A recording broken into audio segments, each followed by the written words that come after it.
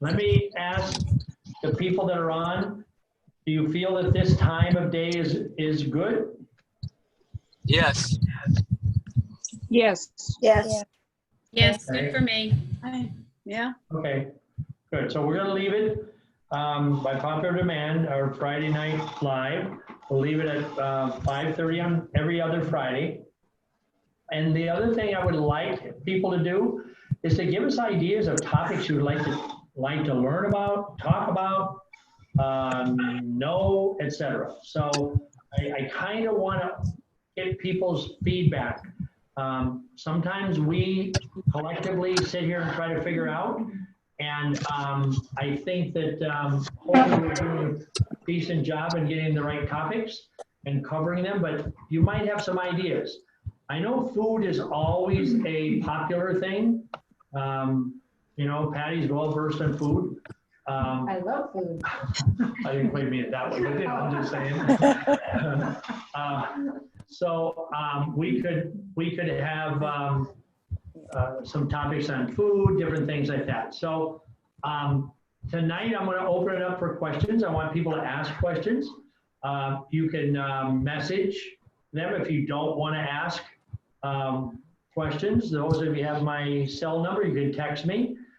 We can answer anything that you want. Okay, so I want feedback, and, but I want to start by, I want somebody to tell me something positive today. Something positive. Raise your hand.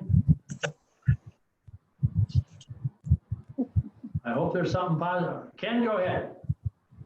I went with my girlfriend for a walk on the beach for 3 miles today. It was so beautiful. I enjoyed the weather. It was fantastic getting my feet in the water and climbing on the rocks. It really helped my mood really stabilize.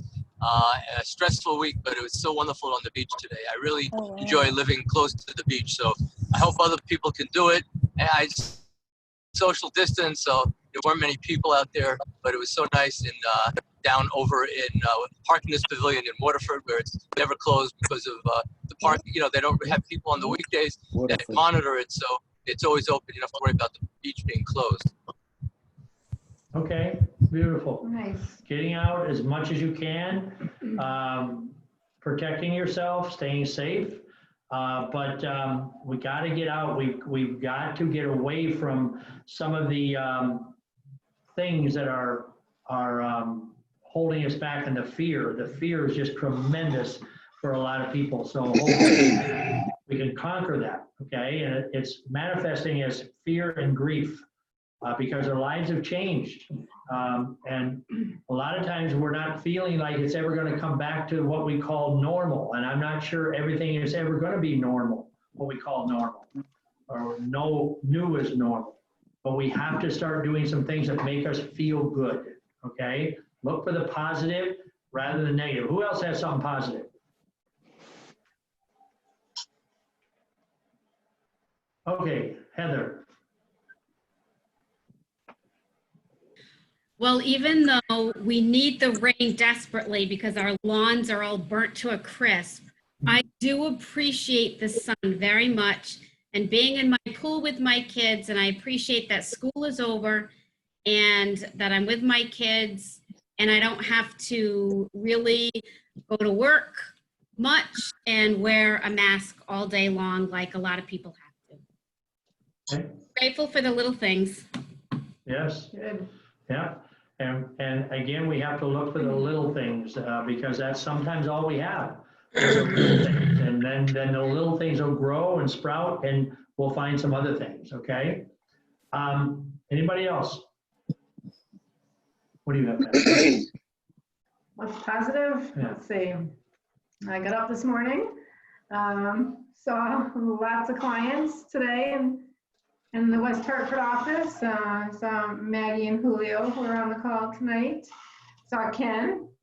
So it was good to see people, and we were really busy, and we have a new employee who she's not on yet, but hopefully she'll be hopping on soon. And so it's good. It was a good day. And my positivity is all of you people, the people that are there, the people that I get to talk to and see regularly, and try to help and do things for and with. That's just so positive, and watching people, their health change and their lifestyle change. And it's not easy, is it, Maureen? It's not easy. It's a battle all the time, but we have to keep moving forward. We have to take care of our health. So I want people to ask questions. I do have a couple of questions that people have sent in. A positive one, Susan, who normally is on, but she couldn't be on tonight. She sent a message. She said that she had to go to her grandchildren's recital dance, okay, which is being played on the big screen in a drive-in. Oh, that's pretty cool. But she said that her and her significant other are doing a program. She says it's only the beginning, but I'm so grateful for this program and the changes already taking place, especially for my man, Dan. Now, if I could just get that exercise in, etc. And she said that she's been sitting at her desk for 12 hours working and has no time for exercise. So exercise. What is exercise? Exercise is getting the cardiovascular system going. It's one of the things that we have to make time for. We have to decide that we're going to do it, because if we don't, we won't. How many of you have ever been in an exercise program and you were religious about it? Raise your hands. Okay? So almost everybody at one time or another was in exercise. And those people who raise their hands, tell me, how many of you, when you were doing it regularly, were looking forward to it? Okay? You look forward to the things that you do that make you feel good. The problem with exercise, and most of us, and I've heard this week a number of times, is that I'm just so tired that I can't exercise. So when you get your cardiovascular system going, you have more energy. And the issue with energy is that we have to get that jump start. And it's hard at first. I started doing some things recently to work on upper body strength. I started doing push-ups, and first morning I did it, it was like, I don't think I want to do this, okay? And then the next morning when my shoulders hurt, I knew I didn't want to do this. But I also know that, like anything else, and every single one of you that's been through our programs knows that the first couple of days of the program is not pleasant. Why? Because you're changing. It's a change. And the change in the body fights change, whether it's positive or negative. So you have to make a commitment to yourself that you're going to do it. And then you have to work through those first few days, whether it's doing a program, whether it's exercise, whether it's whatever it may be, to get through, because your body is changing. Your body is adjusting. And that's the hard part. Same thing, those people that raised their hand and said they did a lot of exercise, when you got away from it, how hard was it to get back into it? That's the problem. Annette is nodding her head, okay? It's hard, right, Annette? Yes, very. We think of every reason not to. I'm tired, I'm late, I've got too many other things to do, et cetera, et cetera, et cetera, and they're all negative thoughts. But once you start and you start doing it, it'll become a habit. And remember, our health is a habit. Good health is a habit, bad health is a habit, okay? The people that are healthy are doing the right things habitually. The people that aren't healthy are doing the wrong things habitually. And that's what we have to change. Maureen, why are you smirking? I'm not picking on you, just you, but that's all of us, okay? I know me, when I start eating bad, it gets worse. And then I know I have to stop and do a detox. I have to change. So that is the thing that we have to get in our head. Change is hard, but we got to get on the right path, follow the right path in all aspects of our life, whether it's physical, mental, spiritual. We have to get on the right path and stay on that path. Okay? So that's the exercise. Okay, who has a question for me? Something I want to talk about. I'll call on you pretty quick if you don't raise your hand. Okay, Georgiana, go ahead.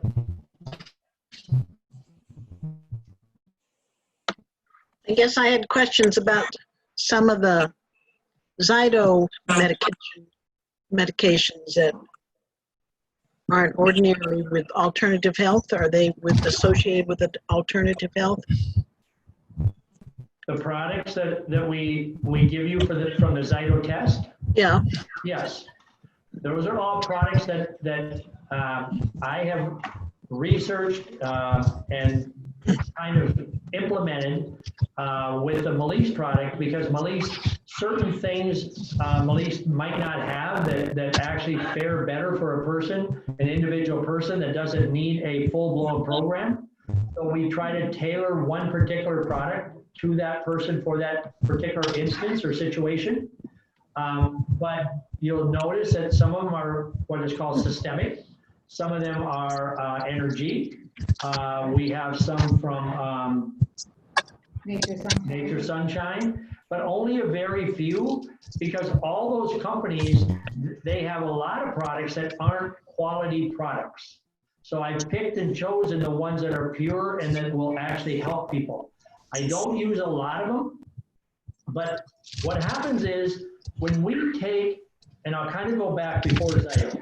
Before Zyto, and some of you remember this, Muriel, you'll remember it, Heather, you'll remember it. We had what we called the Daily 6, okay?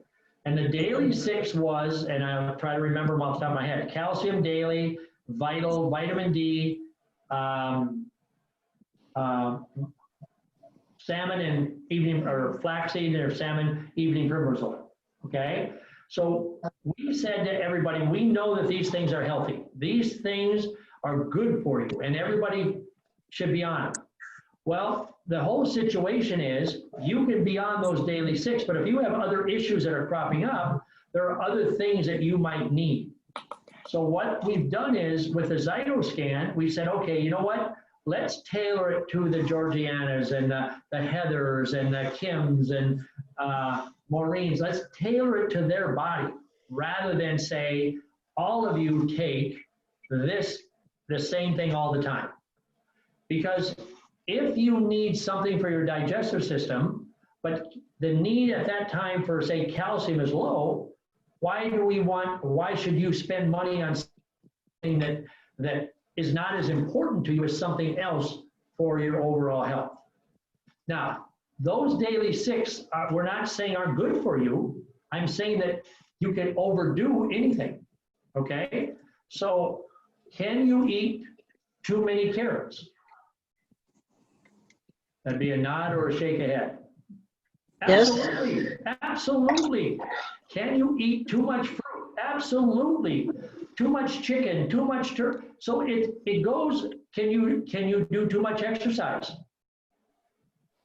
Absolutely. Yes. Absolutely, okay? And exercise needs to be have a variance, okay? If I do nothing for the rest of my life but do push-ups, then, or sit-ups, other parts of my body are not functioning right, okay?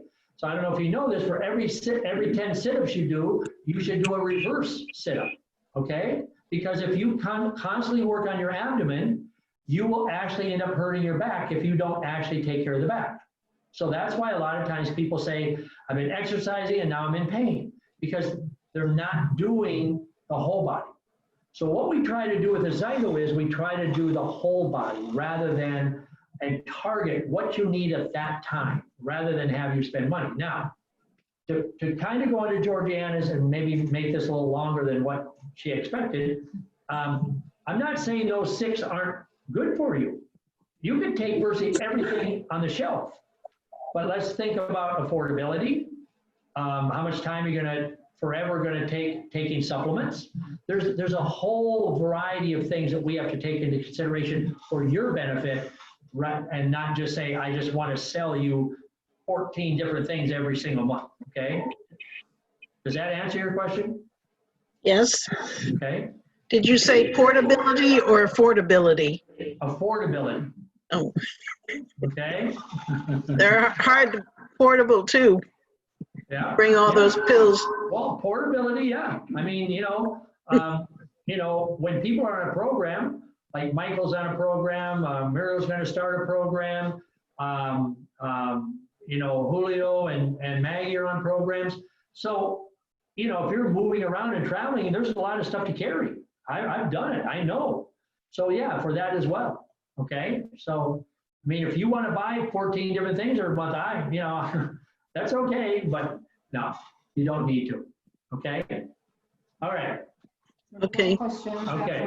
Piggyback on the Zyto, and because I had another question was sent in, and it says, why don't my health issues show up on the Zyto test? Okay. And I'm going to tell you why. Because medicine targets the symptom. Okay. If you have, let's say somebody has a swollen legs, it's not, there's some other reason or organs in your body that's making that happen. It's not your legs problem in most probability. If you have a kidney that's not right, or your heart, you have a valve or something, or something's not right, your heart rate, it can be many other things that's causing that, because your body is all one piece. So if you are driving your car and your car won't start, it may not be the starter. Okay, it might be the gas line. There's many things that can be the cause of that car not starting. So the same mode of your body. If something isn't functioning right, it's more than likely other parts of your body. Believe it or not, your spine can cause many things going on in your body for organs and different things like that. Even though we don't work with the spine, I'll refer people to go to chiropractors or massage therapists and stuff to right that wrong, which will actually help the organ. But if somebody goes and they have that issue with blood pressure or irregular heartbeat, the medicine's only going to treat the heart issue and give you medication for that. That's it. Okay? So that's why, as a holistic and the whole body concept, we don't look at the symptom, we look at the root cause of the problem. And that's why we like people to test, because some days I'll test somebody and everything is great, and other times the next month things are off. And that's because of our lifestyle, things that are happening, our stress, many other things that are going on in our life. So I wanted to address that while we were talking about this item. Okay, what's the question? So the question is, how many minutes of exercise do you need a day? Some person says, I was told by my doctor at least 45 minutes every other day. I did more than that and I injured my foot. Okay, I don't think that you want to say everybody should do X number of minutes a day, okay? If you go to a gym and you hire a physical trainer or a personal trainer, they will tell you to do this. Unfortunately, they normally tailor it what they believe you should do, this many minutes of exercise. Most of the time, it depends on your health. When I weighed 250 pounds, okay, get my picture. So when I weighed 250 pounds, for me, running was not an option. And I had somebody say, you need to go jogging. Well, when you carry that kind of weight and you're pounding all the time, you're going to hurt something else, whether it's your foot, whether it's your knees, whether it's your, oh yeah, that's my picture, okay, back in my day, okay. So you have, number one, you have to work into exercise. Just like you have to work into anything else, you have to work into it. You don't want to just jump in and say, I am going to go and run 3 miles. That's not a good move. And sometimes when I put people on programs, they'll say, okay, I joined the gym and now I'm going to start the program. I'm going to hit the treadmill and I'm going to run, I'm going to lift. And I tell them, no, slow down, let your body start healing and work into it gradually. Ideally, 30 minutes a day, okay? And if your health indicates that it's just walking at a pace, then that's what you do. But the rule of thumb is walking the dog where the dog stops at everything and sniffs, that's not considered walking for 30 minutes, okay? All right, that's number one. Number two, when you're exercising, you should be able to talk. If you're so out of breath that it's hard to talk and you need to slow down and stop, okay? So that's why you have to work into exercise. Now, I've been to gyms where I've watched guys sit around for an hour leaning against each other's treadmill, taking turns, and they probably only exercise 10 minutes and they go home and say they exercise for an hour, okay? We have to use common sense. We have to get the heart rate up, because health is all about circulation, heart rate, getting that up, but at a reasonable level. So not to avoid the question, but everybody's different, okay? Everybody's different on that exercise aspect. Okay. We have one that says, Patty, to be fair, you should show yours. Oh, Kim, you're right. Okay. Hopefully I answered the question for the exercise. What is your take on coffee enemas? There's Patty when she was her and her daughter.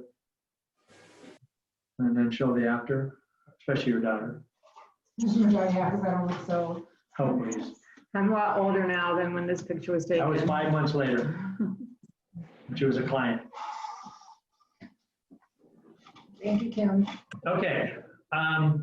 Coffee enemas. I believe in them. I believe when I went to training, I went to Health quarters in Colorado Springs, that's right. You know more than I do, you weren't even there. Colorado Springs, and we did 2-week training on cancer. Okay, it was specifically designed for people with cancer. And I learned that, and we had to do coffee enemas every day while we were there. In fact, we had to do, we had to do 4 enemas every single day. Okay, 2 coffee and 2 hot water. Now, for people that have really bad immune systems all the way to cancer, they are fabulous. Most people don't want to do them though. And the reason is, well, first of all, they clean up the colon. And as we talked about last week, 95% of all disease starts in the colon, okay, in those pockets, diverticulitis, diverticulosis, all the things that happen in our colon. But the enemas are difficult. Number one, you have to use a certain type of coffee. You can't just use Folgers coffee, okay? It has to be an organic coffee, number one. Number two, you have to lie down, and ideally you leave the coffee in the colon try to hold it for 20 minutes, okay? That is your best result. I have seen people that did the program that had cancer and different things like that. The change is amazing. Of course, they didn't just do coffee enemas. They still do their detoxes. They still took their nutrients. They juiced. They did all of it, okay? The human body will just change. They will look 20 in reality. But of course, when we have those kind of autoimmune deficiencies, we obviously look older, okay, because of those issues. The hard part is, number one, holding them. Number two, the hard part is the coffee has to be warm. But when you put stuff in your colon, you have to understand what you would drink is hot. You put that in your colon, you will burn the colon. Okay, so there has to be, you have to understand and know what you're doing. When we did it, we had every morning we had to do a warm water enema, followed immediately by a coffee enema, and then at lunchtime a coffee enema, and then at close to dinner time, bedtime, we had to do a warm water enema, okay? And we had to do that every day and we did not eat at all, except we did a lot of juicing, a lot of supplements, etc. And there was a lady there that was going through it because she had stage 4 cancer. She was a school teacher. She was told that she needed to retire. She was in her early 70s. She needed to retire and that she needed to understand that she would be in hospice within a matter of weeks. And she had stage 4 bone cancer. If you know anything about cancer, bone cancer is horribly painful. But she taught for another 4 to 5 years, and she lived beyond that another 2 or 3 years. So she was in her late 70s, maybe early 80s before she passed. But she was told before she went there that she wasn't gonna, she needed to almost be put in hospice at that time. So do I believe in them? Yes. But I do not believe people should start doing them until they know exactly what they're doing. Does that answer that question? What kind of coffee did you use? It's Not an instant. organic coffee. I don't have the name right here with me, but I can certainly get it for anybody that wants it. Okay, we can email that information out. So you brewed the coffee? You brew it just like you would regular coffee. And then you have to let it cool, okay? And then you use it. So you'll know if it's too warm when you put it in, right away. And we have instructions on how to do it. Right. Right.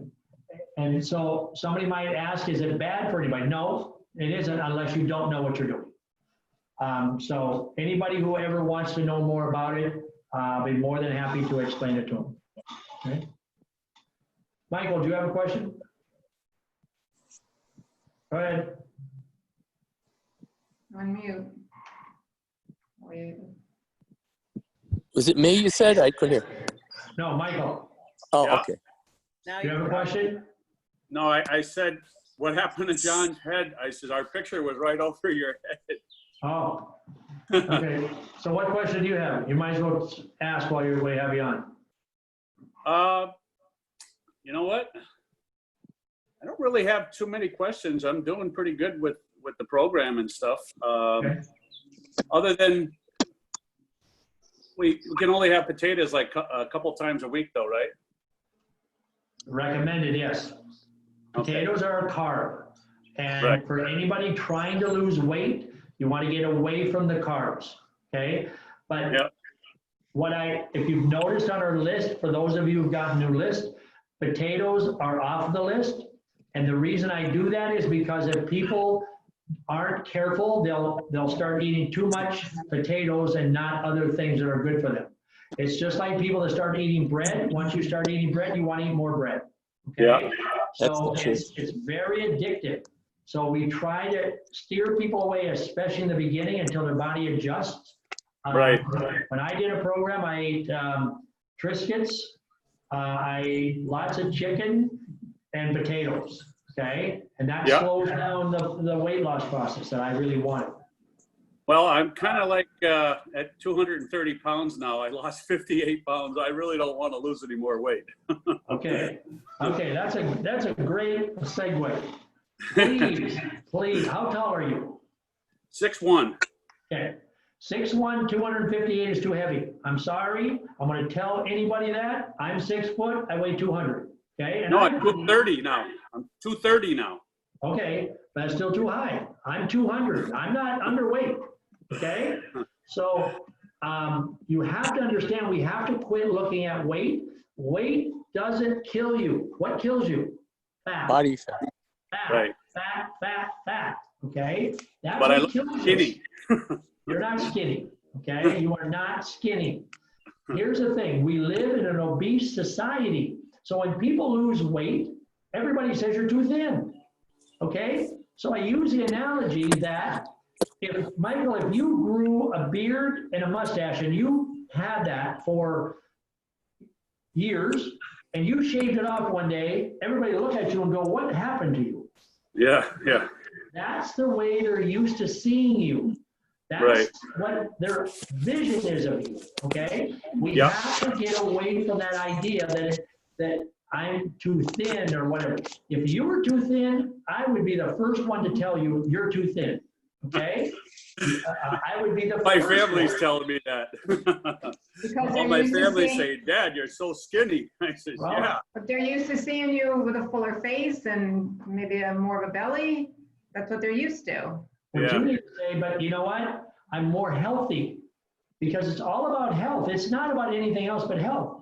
So Right. I'm gonna jump over to Carol. Carol, how much weight did you lose on your program?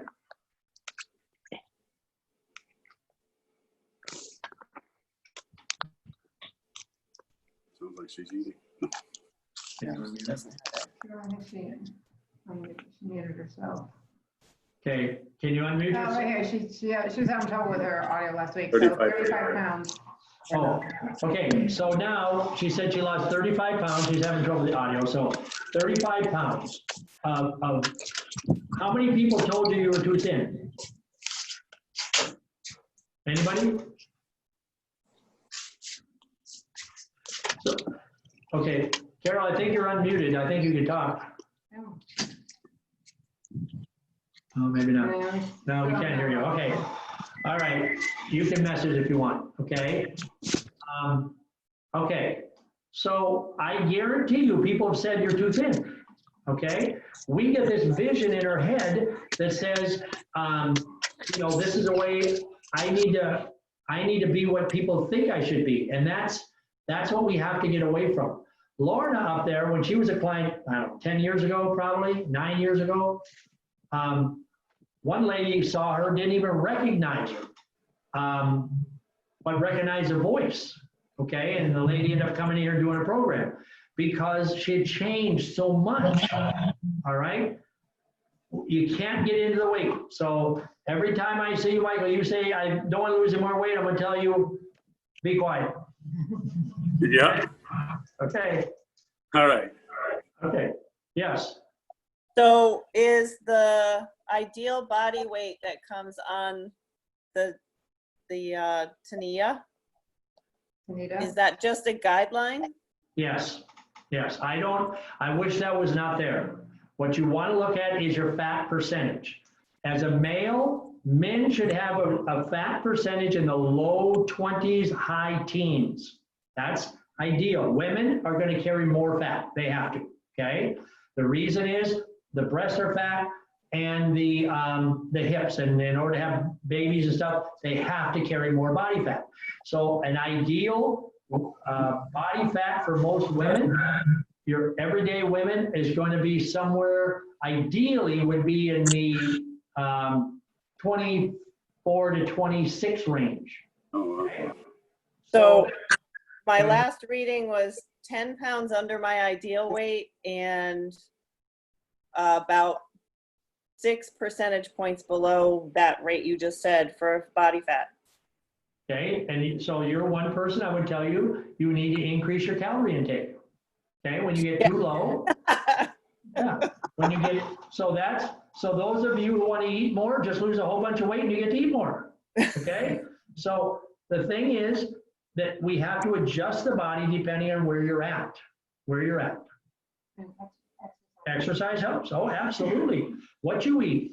You can eat more if you eat the right stuff, okay? If you eat rice and potatoes and carbs, you can't eat nearly as much and maintain weight or lose weight, whatever it may be, all right? I see we have Deb on, okay? Glad you could join us. So this is Deb, effective last Tuesday, she started working for us. Today was her 4th day on the job. So welcome, Deb. So we have a new face. So those of you who come into the Southwick, West Hartford office primarily, she'll be in, that'll be her area of working back and forth. So I just wanted to make that known to everybody. So Deb waves, so everybody knows. And that's, so when you get calls later, you'll hear her voice different times at all the offices. So just be prepared that there's a new face in town, okay, new sheriff. Deb, you have anything you want to say? I'm over the moon.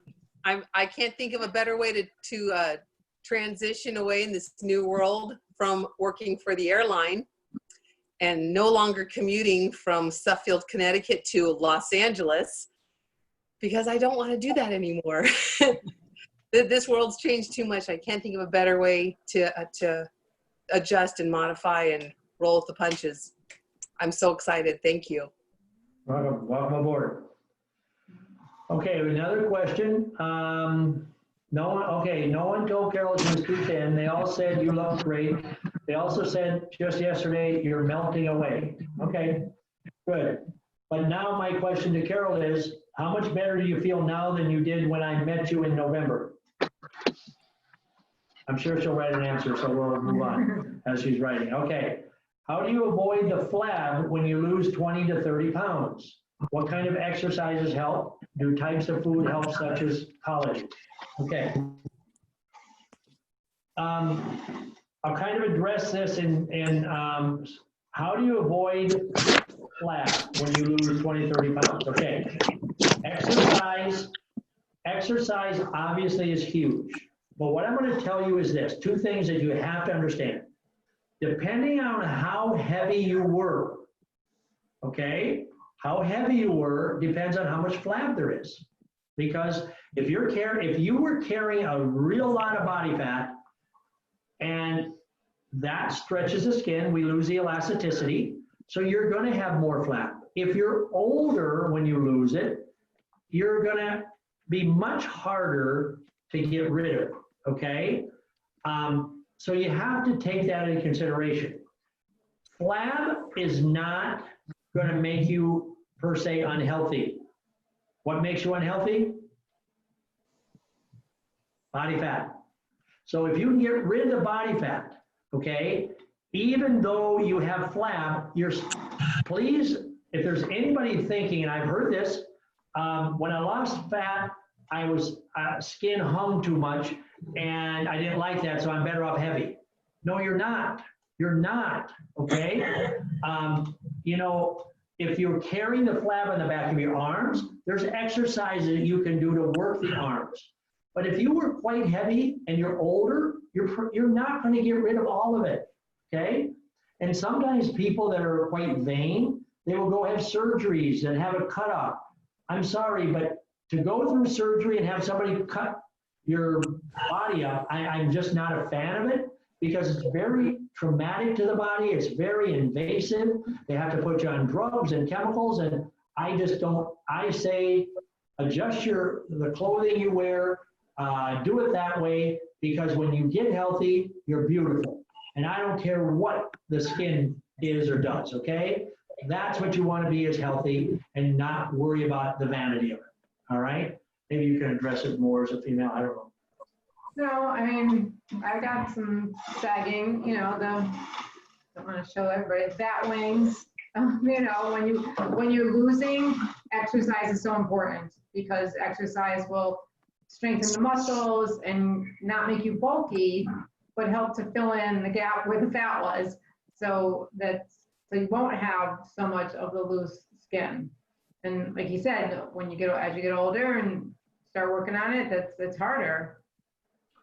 And if you know an older gentleman that's losing weight and they have that big belly, they're going to have flab, guaranteed. That stretch out is not going to go away, okay? When you're young, it may. Now, other things that help is our body wraps, they help, but it's not going to get rid of, if you lost 30 pounds, you're 50, 60 years old, you're not going to get rid of it all, okay? We just have to face facts, do the best we can. It says, do certain types of foods help? Absolutely, okay? Good protein. Good protein helps. Why? Because protein helps to build muscle. Exercise helps to build muscle. So after exercising, I cringe when I go to a gym and I walk out of the gym and I see people going places and getting a bagel or something like that. That's the worst thing you can do after exercise. Why? Because carbs create fat. All right? Carbs create fat. Protein creates muscle. All right? So if you have, can you mute them? Protein creates muscle. So after exercising, you work the muscles. You want the muscles to heal, because when you do, when you exercise, and if you're sore, that's because the muscle actually has got little tiny tears in it as you exercise. That's why it hurts so bad when you over exercise, especially when you first start. And protein helps to fill that in and help to heal those muscles much quicker. Where carbs create fat, fat is a detriment to muscle, okay? So you want to understand there's a good things you can do and the bad things you can do. So to answer that question, do types of food help? And yes, collagen helps. Why? Because collagen is helps to restore skin and helps to build good, healthy skin. So collagen is good, but I would even say good protein, your pure 100% amino acids are even better. Did I see a hand raised? Kim? Unmute, Kim. Yeah, so isn't that one of the things that Radiance is supposed to do? Say that again. Radiance, right? Isn't that supposed to Yes, help? Yeah. radiance is collagen. Okay, radiance is collagen, right? Yep. Yep. For skin, hair, and nails. And joints. And joints, yeah, because collagen's great for joints. For people that have bad joints, you want good, just like all supplements, you want good collagen. All right. Carol just sent us a message she says, absolutely unbelievably better. Pain goes away, energy comes back. It feels like the light in life is brighter. Yeah. Okay. I wish we had a before of Carol last November. I really do. Okay. So, and she's lives in, where do you live again? Delaware, right? Maryland. Maryland. No. Yeah, am I right, Delaware? Okay. I'm right. Maryland, okay. Okay. Not much competition here, is there? Who else has a question? Maureen, what do you have for a question? Come on. Huh? No? Annette, how about you? No? Lori's been quiet. Lori, you've been quiet. Come on, I know you'll have a question. Okay, Annette, do you have something? I think you unmuted.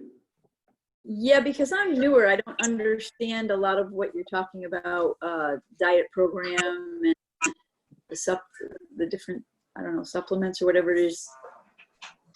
You know, I guess I have to look into your program. Okay. All right. We probably need to have a phone call or a Zoom or something to chat. Okay. That would be great. We could do that and kind of go over things and give you a much better, clearer understanding. Lori, go ahead. So you recommended relief for me, I think, for my foot. Okay. Because I had inflammation in my foot. I was taking turmeric, and podiatrists had done orthotics, cortisone injection. I was having issues with my hip. Couldn't do therapy because of the pandemic and all of that. So no one's to go out to like a rehab hospital to do therapy, and couldn't do acupuncture anymore. And I wanted to say that it really has helped, because Right. even my podiatrist was to the point where he's like, well, maybe we should operate. And I was like, oh, wait a minute. I don't think we're to that point, but it has truly helped just with the inflammation, because the bottom of my left foot would feel almost like I just had a sack of fluid. And I love walking around my house with no shoes on. I have hardwood floors. People tell me, okay, that's not the best thing, but I got to the point where I'd wear a shoe. You kind of shook your head there when I said that, but anyway. Barefoot is better than shoes, believe it or not. But it would be so tender that I would start like limping, but with taking the relief, and sometimes I take it twice a day. It has truly helped with my just being able to walk barefoot, or even just not having the discomfort And when I wiggle my toes, I'm not feeling the numbness, because sometimes I would just, it was like beyond the big toe on, they would just feel numb. And that feeling is coming back. So, Okay, so what happens here is what we kind of talked about earlier. If you go to doctors, they want to fix the foot, okay, by using a drug. And no drug fixes anything. So when Lori talks about cortisone and prednisone, those things are poisonous. And there's bad or worse than chemo and radiation, to be honest with you, okay? But because they're so toxic, the body will just blow up, okay? And people will carry so much garbage in their body. So what you need to do is understand that when you have an injury, and I don't care if it's sports related, I don't care what it is, there is inflammation that happens around that part of the body. Now, a nod of heads or shake of heads, is inflammation good or bad? Is inflammation good? Okay. I'm gonna say I got a no, lot of but no. it's protecting the spot, right? But it's not good, but it's gonna protect what is injured, right? Okay. Inflammation right after an injury is good. You want, because it's almost like putting a cast on something, okay, to protect it. But if it lasts more than a few days, then it becomes bad, all right? Because now it starts to move throughout the rest of the foot or the leg, and like you said, it's starting to come back. What the relief did was, it's a natural anti-inflammatory to help break down the inflammation, because that inflammation was putting too much pressure on the nerve endings. So every drug is the same. So I'm going to give you an example. How many of you have heard of Tylenol? We've all heard that, right? How about Aleve? Okay, how about Excedrin? Okay, now, so what these companies do is, and prednisone and cortisone are the same thing. What happens is, the Aleve is great for back injuries, okay? If your back hurts, Aleve. If you have headaches, it would be more like Tylenol. If you have a toothache or something, it's Excedrin. Why is, what's the difference? Anybody can tell me? They're all exactly the same. Everyone's the same. Now, what happens is, people say, well, when I take my Tylenol, the pain goes away. Well, that is true. That's true, okay? But same with cortisone, same with prednisone, only they're at a much higher level. But even the ones I just mentioned can destroy your liver, okay? But what happens is, those products all have the same virtual ingredients, and they numb the brain at the stem of your brain. They numb the nerve endings. You don't feel it, okay? Now, and if you watch commercials, they'll say it lasts for 6 hours or 12 hours or 24 hours, depending on the strength, all right? You just numb the nerves. It hasn't fixed the problem. That problem is still radiating in your body. You're still building inflammation because it's pounding, but you just don't feel it. And then we take more, and then we take more, and then we take more. And pretty soon we have a liver problem. Oh, now we can give you a medication for the liver problem, okay? But see, that's the problem with our society. We want the fix right now. Okay, we want it. I don't want it. If I got a toothache, I don't want it hurting in 2 minutes. I want it gone. Okay, so for Lori, what happened was the inflammation started to spread, and now it's going to take time. Now, Lori, I would recommend you take the relief at least twice a day. Right, because Okay? once a day wasn't enough, and then I said, let me try it twice a day, and that seems to be, yeah. Until it's gone, you should be taking 2 or 3 of them twice a day. Okay. Okay, and it will go away.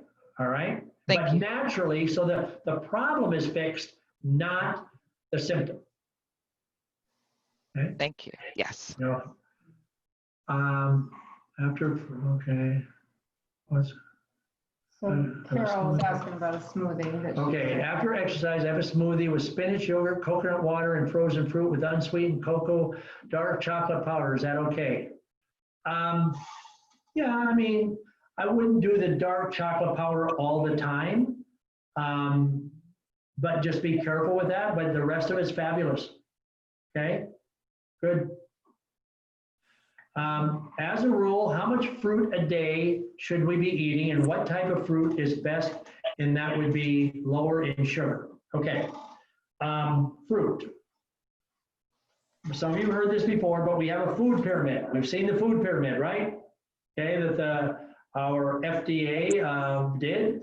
And they said, okay, the top, you shouldn't eat, the bottom, you should eat. And on the bottom is fruits and veggies, and they break it out that way, fruits and vegetables. However, it should never be that way. Your fruits should be about in the middle of the pyramid. Vegetables should be on the bottom, and that should be that wide bar that we should be eating all the time. Vegetables, vegetables, vegetables, okay? So I'm going to say a couple of servings a day is more than enough of fruit. And the second part of the question is, what type of fruit? Number one is berries. Any berry. Strawberries, blueberries, raspberries, blackberries. Those are all excellent. Those are called mulberries. Mulberries, yeah. Those are all very, very powerful healing foods. And the other one is kiwi. Anybody like kiwi? All right. Kiwi is fabulous. Those are your very best fruits. But even then, I wouldn't overdo it simply because of the sugar content, and our brain wants sugar, and people have a tendency to migrate the wrong way. Okay? So vegetables heal, fruits cleanse. So try to keep that in mind. Vegetables heal, fruits cleanse, as long as you don't overcook the veggies. This morning was my first morning of eating after my detox, and I steamed some, I got some, I'm trying to say. Want me to tell you? Yeah. Zucchini? Oh, yeah, zucchini. I went and bought some zucchini, freshly picked from right around here, and I sauteed it with a little olive oil. That is so delicious, okay? And I'm gonna do the same thing tonight for dinner, only I'm gonna put onions in it and season it up. Get used to eating vegetables, make them flavorful, make them taste good, okay? Don't just eat bland, because you're gonna get tired of it. That's why people eat fruit, because it has that flavor and we migrate to that flavor. But we can make the veggies taste good if we season things right and do it right. Okay, does that answer that question? Who hasn't asked a question? Nancy, you haven't asked a question. No, I'm good. Taking it in. Okay, Lorna, you haven't asked a question. Was that a wave off? Ignoring us. You're ignoring us? Okay. Jane. Who? Jane. Jane. Hey, Jane. Oh, yeah, your picture's not there. Jane, do you have a question? I think Jane's in New Mexico, right? Yeah. Okay. If you can unmute, want to ask something, Jane, go ahead. Maggie, Julio, how about you?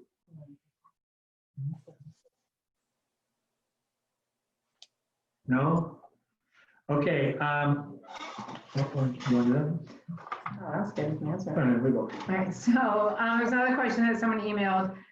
What safety precautions are you taking to prevent the spread of COVID-19? So. Wait a minute, could you say that again? What? Yeah, what safety precautions? Oh, safety precautions. Are you taking to prevent the spread of COVID-19? So eating right.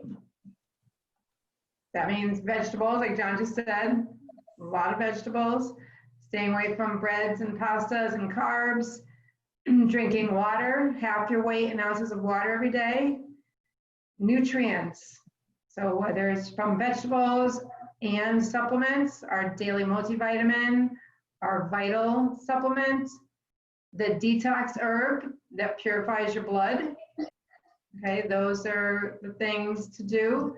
Exercise, pretty much everything we've just been talking about. Getting outside and getting fresh air. And I know masks, wearing masks are important when you're inside, in a store, and with other people. But get outside, get some fresh air, and don't wear a mask when you're out in the open, whether it's your backyard or a park. You know, go for a walk. You gotta breathe fresh air. If you're driving your car by yourself. Right, or driving in your car. You don't need to wear a mask while you're driving in your car. I see so many people.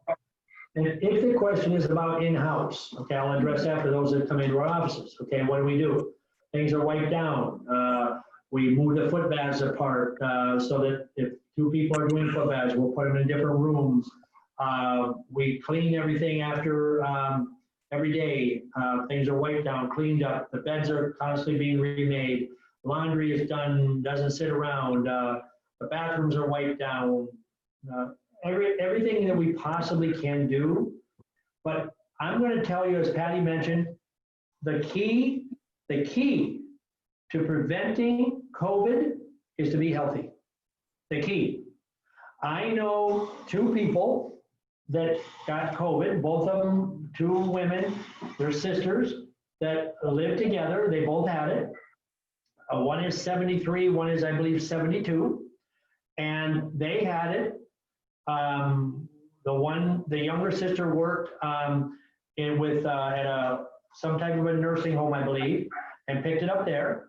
She was sick for 1 or 2 days, and then it went away. Now she was quarantined for 2 weeks, okay, which was fine, but she indicated that, you know what, after a couple of days, I was fine. I had no issues. The other one, 73, said the same thing, maybe a day and a half, 2 days, and then fine. Could have done anything you want me to do. But they're healthy. And that's the key, because whoever asked that question about COVID-19, every single person on this screen is going to have COVID-19. It's called herd immunity. It's going to pass through us. It has to, okay? Just like the flu does, just like the common cold does, everything goes through our body. It's all dependent upon how healthy you are, whether or not how badly it attacks the body, okay? Is it a bad thing? It is. It's too bad it's here, but it is here. And the best way to prevent it is, number 1, mentally, don't be so fearful of it. That's number 1. I'm not saying be foolish, believe me, but don't be so fearful. Number 2, keep your body healthy. Stay away from the stuff you know breaks down your immune system, because it's an autoimmune deficiency, okay? People that are older, people that smoke, people that have asthma, but asthma is an autoimmune deficiency. It's not a bad luck, bad germs, bad genes. It is caused by certain things that have happened to our body. If you have it, you got to be extra careful, all right? So the COVID-19, and I told somebody, and I think it was February when it first started coming out, and they said it was in China. I was doing a presentation at a group, and I said, it is going to be here. And at that time, people were saying, we don't have to worry about it. Every virus that happens in the world is going to travel the world. It's the way it is, okay?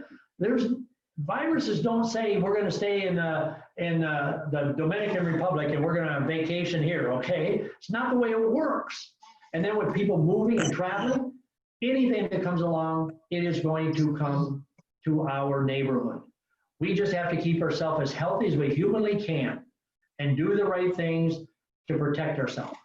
So that's what we do to help people protect themselves from this virus. Okay? One more question. What can you do when under stress and anxiety? Breathe. Exercise, practice breathing, okay? You have to practice breathing, because think about this. Every person that's listening, when you get under stress, you breathe more rapidly. It's called fight or flight, all right? So if you're sitting where you're all sitting, and all of a sudden something comes through that window, a big old tiger comes through that window, how fast are you gonna be breathing? Really fast, okay?